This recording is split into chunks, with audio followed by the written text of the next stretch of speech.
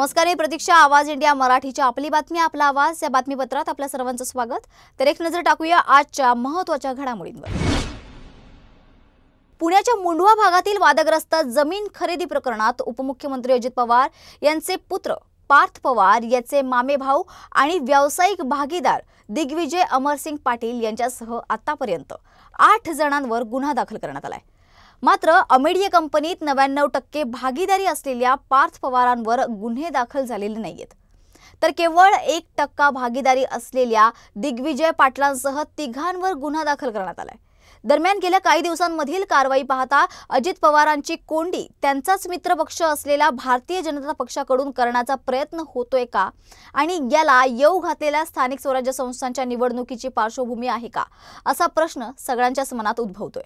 भारतीय जनता पक्षाचे जे मित्रपक्ष असतात, मग ठाकरेंची शिवसेना असो किंवा इतर कुठल्याही राज्यांमध्ये वेगवेगळे पक्ष असोत, भारतीय जनता पक्षाच्या या राजकारणाचा अनुभव वेळोवेळी भारतीय जनता पक्षाच्या मित्रपक्षांनी घेतलाय. अजित पवार आता तो अनुभव घेत आहेत. सरकारी जमिनीचा व्यवहारच होऊ शकत नाही. ही पूर्वीची महारवतनाची जमीन आहे. हे अशा अनेक गोष्टी पुढे आलेल्या आहेत. त्याच्याबद्दलच ACS रेव्हेन्यू आणि त्यांची टीम ही चौकशी करणार आहे. मग असं असताना इथं रजिस्ट्रेशन झालं कसं, कुणी केलं, कोण त्याला जबाबदार आहे, ह्या सगळ्या गोष्टी त्याच्या ठिकाणी होतील. आणि त्याच्यामध्ये मला वाटतं 3 लोकांच्यावर FIR मध्ये नावं टाकली गेलेली आहेत. त्यांची पण चौकशी केली जाईल. काही जणांनी विचारलं की बाबा त्या कंपनीमध्ये पार्थ पवार असताना त्यांना कसं काय त्यांचं नाव टाकलं गेलं नाही.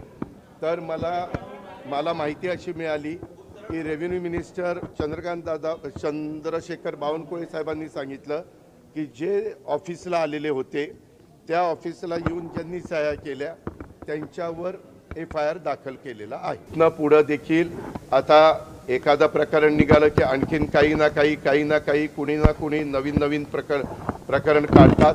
कुठली प्रकरणं असली तरी संबंधित अधिकाऱ्यांनी त्या प्रकरणाची रीतसर चौकशी करावी.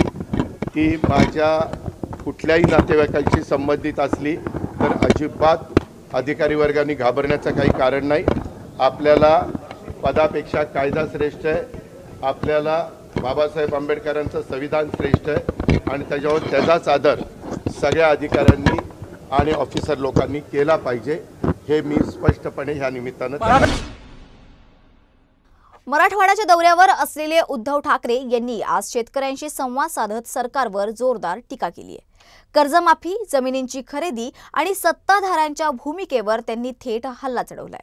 उद्धव ठाकरे यांच्या मराठवाड्याच्या दौऱ्याचा आजचा 3रा दिवस असून त्यांनी विविध जिल्ह्यांमधील शेतकऱ्यांशी संवाद साधला. मी केवळ विरोधी पक्ष म्हणून आदळापट करायला आलो नाहीये. माझा पक्ष आणि चिन्ह चोरलं गेलंय, पण माझी माणसं जाग्यावर आहेत. शेतकऱ्यांच्या अडचणींबद्दल बोलताना ठाकरे म्हणालेत की नुसती शेतकऱ्यांची जमीन वाहून गेलेली नाहीये, तर शेतकऱ्यांचे आयुष्य वाहून गेलंय. आता जर आपण त्या वाहून गेलेल्या आयुष्याला आधार दिला नाही तर पुढे काय करणार, असं उद्धव ठाकरे यांनी म्हटलंय. स्वतंत्र लढ्यातील शहीदांना अभिवादन आणि देशप्रेमाची भावना जागवणाऱ्या थोर कवी आणि तत्वज्ञ बंकिमचंद्र चट्टोपाध्याय लिखित वंदे मातरम गीताला आज 150 वर्ष पूर्ण झाल्याच्या निमित्ताने आज मंत्रालयातील त्रिमूर्ती प्रांगणात मुख्यमंत्री देवेंद्र फडणवीस यांच्या प्रमुख उपस्थितीत वंदे मातरमचे समूह गान करण्यात आले. या प्रसंगी मंगलप्रभात लोढा यांनी माहिती दिली की या सार्थ शताब्दी महोत्सवाच्या माध्यमातून पुढील वर्षभर राज्यभर विविध कार्यक्रमांचे आयोजन करण्यात येणार आहे. थोर कवी आणि तत्वज्ञ बंकिमचंद्र चट्टोपाध्याय यांनी 1875 साली रचलेल्या वंदे मातरम या गीताला आज 150 वर्ष पूर्ण झालेत. या ऐतिहासिक प्रसंगी राज्यभर देशभक्ती आणि सांस्कृतिक जागर वाढवण्यासाठी विविध उपक्रम हाती घेण्यात आलेत. लोकांच्या विरुद्ध बंड पुकारतो आणि समाजामध्ये प्रेरणा निर्माण करून त्या ठिकाणी या जुलमी राजवटीच्या विरुद्ध लोकांना उभा करतो. अशा प्रकारचा हा संपूर्ण त्या ठिकाणी साहित्याचा आविष्कार त्यांनी तयार केला. आणि आपल्याला कल्पना आहे की ज्यावेळी काँग्रेसच्या अधिवेशनामध्ये रवींद्रनाथ ठाकूरांनी वंदे मातरम गायलं आणि ते गायल्यानंतर ते वंदे मातरम हळूहळू इतक्या मोठ्या प्रमाणात गाणं सुरू झालं. केवळ तेवढंच नाही तर वंदे मातरम हे घोषवाक्य तयार झालं आणि त्या काळामध्ये अनेक स्वातंत्र्य सेनानी हे पेपर काढत होते, न्यूजपेपर काढत होते, वर्तमानपत्र काढत होते. त्या सगळ्यांनी आपल्या वर्तमानपत्रावर वरती वंदे मातरम लिहिणं सुरू केलं आणि खरं वंदे मातरम हे राष्ट्रीय प्रेरणेचं गीत झालं ते वंगभंगाच्या चळवळीमध्ये. महाराष्ट्रातील राजकारण पुन्हा एकदा वंदे मातरम या राष्ट्रगीताभोवती वादग्रस्त ठरले. समाजवादी पक्षाचे आमदार अबू आझमी यांनी ज्याला गाणं म्हणायचं आहे त्याला गाऊ द्या, आम्हाला गाणं म्हणायचं नाही असं विधान केल्याने राजकीय तणाव उभा राहिलाय. या विधानावर भाजप कार्यकर्ते आणि नेते मुंबईतील आझमी यांच्या घराबाहेर निषेध करत जमले असून आता हातात भारत माता आणि वंदे मातरमच्या घोषणा देत ते विरोध व्यक्त करतायत. भाजपने आझमी यांच्या विधानाची आठवण करून देत त्यांचा तीव्र निषेध केलाय. पोलिसांनी कोणत्याही प्रकारच्या तणावाला प्रतिबंध करण्यासाठी आझमी यांच्या घराजवळ कडक सुरक्षा व्यवस्था करण्यात आली आहे. मराठा आरक्षणासाठी सातत्याने आंदोलन करत असलेले मनोज जरांगे पाटील यांच्या हत्येचा कट रचल्याच्या बातम्यांमुळे राज्याच्या राजकारणात खळबळ उडाली आहे. या आरोपानंतर मनोज जरांगे यांनी पत्रकार परिषद घेऊन थेट धनंजय मुंडे यांच्यावर आपल्या हत्येची सुपारी दिल्याचा गंभीर आरोप केलाय. या आरोपांची राजकीय वर्तुळात मोठी चर्चा रंगली आहे. मात्र या आरोपांना उत्तर देताना धनंजय मुंडे यांनी माध्यमांशी संवाद साधत सर्व आरोप फेटाळून लावलेत. त्यांनी स्पष्टपणे सांगितलंय की माझं जरांगेंशी काही वैर नाहीये. मी स्वतः मुंबईतील मराठा आंदोलनात सहभागी झालो होतो. माझ्याकडून त्यांना कसलाही धोका कसा असू शकतो असा सवाल त्यांनी उपस्थित केलाय. आणि मुख्यमंत्री साहेब तुम्हाला शेवटचं सांगतो, आजला राज्याचा नाश करणारा नासका याचा शेवट करा. याला चौकशीला घेऊन याची सगळी चौकशी करा. कारण ह्यो फोनवर बोललेला आहे. प्रत्यक्ष आरोपी सोबत याच्या बैठका झालेल्या आहेत, प्रत्यक्ष बैठका झालेल्या आहेत. यांनीच ह्या धनंजय मुंडेनं सामूहिक कट रचलेला आहे. खून करण्याचा म्हणा, गाडी घालायचा अंगावर म्हणा, घातपात गोळ्या औषधं देऊन म्हणा, ही सगळा सामूहिक कट आणि घातपात करण्याचा मुख्य कारणीभूत धनंजय मुंडे. याला चौकशीला घ्या. मराठा आरक्षण चळवळीचे नेते मनोज जरांगे यांच्या हत्येचा कट रचल्याप्रकरणी गोंदी पोलीस ठाण्यात गुन्हा दाखल करण्यात आलाय. या प्रकरणात अमोल खुणे आणि दादासाहेब गरुड या दोघांना पोलिसांनी अटक केली आहे. अमोल खुणे हा मनोज जरांगे यांचा जुना सहकारी असून तो कोपर्डी या घटनेतील आरोपीवर झालेल्या मारहाण प्रकरणातही सहभागी होता अशी माहिती समोर आली आहे. या प्रकरणात भारतीय न्याय संहिता BNS कलम 55 आणि 61 अंतर्गत गुन्हा दाखल करण्यात आलाय.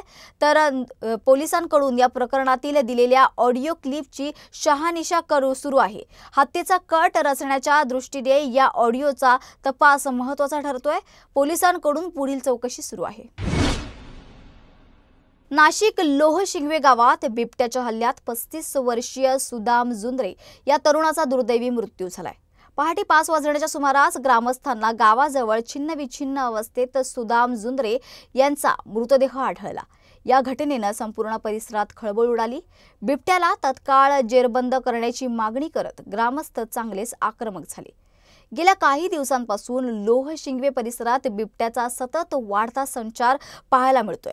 त्यामुळे ग्रामस्थांमध्ये भीतीचं वातावरण निर्माण झालंय. मध्य रेल्वेच्या कर्मचाऱ्यांनी काल संध्याकाळी अचानक आंदोलन पुकारल्याने मुंबईतील प्रवाशांचे प्रचंड हाल झाले. या आंदोलनादरम्यान झालेल्या गर्दी आणि गोंधळामुळे सँडहर्स्ट रोडजवळ रेल्वे रुळावर चालणाऱ्या प्रवाशांना अपघात होऊन मृत्यू झाल्याची दुर्दैवी घटना समोर आली आहे. मुंब्रा येथे जून महिन्यात झालेल्या रेल्वे अपघात प्रकरणी 2 अभियंत्यांवर गुन्हा दाखल केलेल्या निषेधार्थ हे आंदोलन करण्यात आलं. या पार्श्वभूमीवर आंदोलन वाढवणाऱ्या कर्मचाऱ्यांवरती कारवाई केली जाईल अशी स्पष्ट प्रतिक्रिया रेल्वेचे मुख्य जनसंपर्क अधिकारी डॉक्टर स्वप्नील नीला यांनी केली आहे. लोकलवरती काही लोक फुटबोर्डवरती ट्रॅव्हल करत होते.